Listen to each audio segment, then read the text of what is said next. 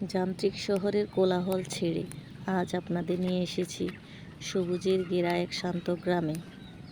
আমাদের চারপাশে প্রকৃতি কত কিছু বিলিয়ে দেয়, অথচ আমরা হয়তো সবসময় তা খেয়ালই করি না। আজ আপনাদের দেখাবো একদম বিষমুক্ত আর টাটকা সবজি সংগ্রহের এক দারুণ অভিজ্ঞতা। এই যে দেখুন, কচির ক্ষেতের ভেজা মাটিতে আর আইলের ধারে থোকায় থোকায় জন্মে আছে হেলেঞ্চা শাক। এই শাকের গুণাগুণ বলে শেষ করা যাবে না। হালকা তেতো স্বাদের এই শাকটি যেমন ওষুধে গুণে ভরা, তেমনি ভাজি কিংবা ঝোলে এর স্বাদ অতুলনীয়। দেখেন, থোকায় থোকায় দূরে আছে। বাজার থেকে আমরা অনেক সময় শাক কিনি, কিন্তু নিজের হাতে ক্ষেত থেকে টাটকা শাক তোলার আনন্দই আলাদা।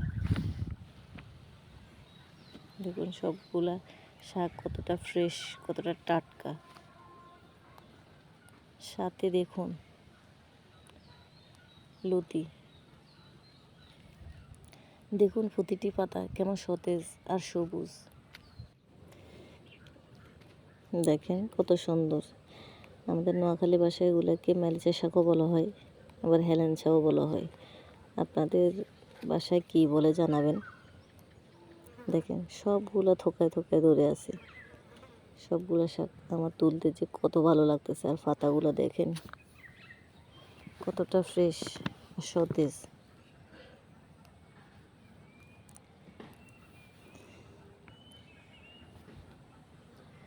চারিদিকে ঠান্ডা হাওয়া বইছে, সাথে আমি শাক তুলতেছি। পাখিদের কিচিরমিচির ডাক ভালোই লাগতেছে।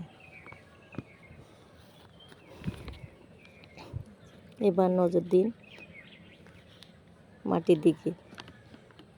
কচু গাছের গোড়া থেকে বের হয়ে আসা এই কচুর লতিগুলো দেখুন, একদম মাটির পুষ্টি নিয়ে বেড়ে উঠেছে।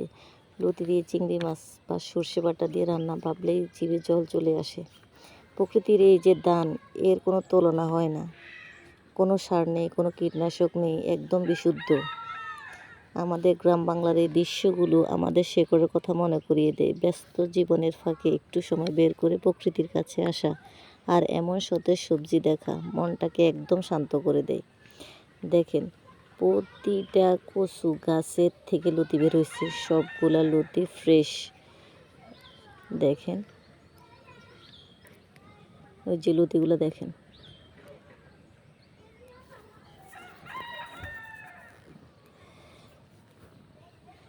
এগুলোতে কোনো সার নেই, কোনো কীটনাশক নেই। এগুলো স্বাস্থ্যের জন্য অনেক ভালো। আর যদি আপনি ইলিশ মাছ দিয়ে রান্না করেন, দেখেন লতি। আর এই যেগুলো দেখতেছেন, এগুলো হচ্ছে ডিমা শাক। আমাদের নোয়াখালী ভাষায় এগুলো বলে ডিমা শাক। এগুলো তেতো হয়, ডিম দিয়ে ভাজা করলে করলার মতোই। এগুলোতে রয়েছে অনেক পুষ্টিগুণ। আসলে প্রকৃতির দান বলে শেষ করা যাবে না। সবগুলাই আমাদের জন্য উপকারী, কিন্তু আমরা এগুলার মর্ম বুঝি না, বা এগুলা কীভাবে পরিবেশন করতে হয়, কীভাবে খেতে হয়, আমরা ওইগুলোও জানি না। লতি গাছগুলো সবগুলো ছোট ছোট, কিন্তু সবগুলো থেকে লতি বের হয়েছে। আর এই যে গাছটা দেখতেছেন, এইগুলা কি গাছ আমি জানি না। এগুলো কি কলির ডাল নাকি মুগ ডাল বুঝতেছি না। আসলে চাষবাস করি না তো, ওই কারণে নামটা জানি না, দেখলে চিনি, নাম জানি না। তো যাই হোক, দেখেন আমার শাক তোলা শেষ, কতটা ফ্রেশ এবং টাটকা। তো কারা কারা এই শাক পছন্দ করেন কমেন্ট করে জানাবেন। আর ভিডিওটি কেমন লাগলো সেটাও জানাবেন। আমার থেকে কিন্তু এই শাক তুলতে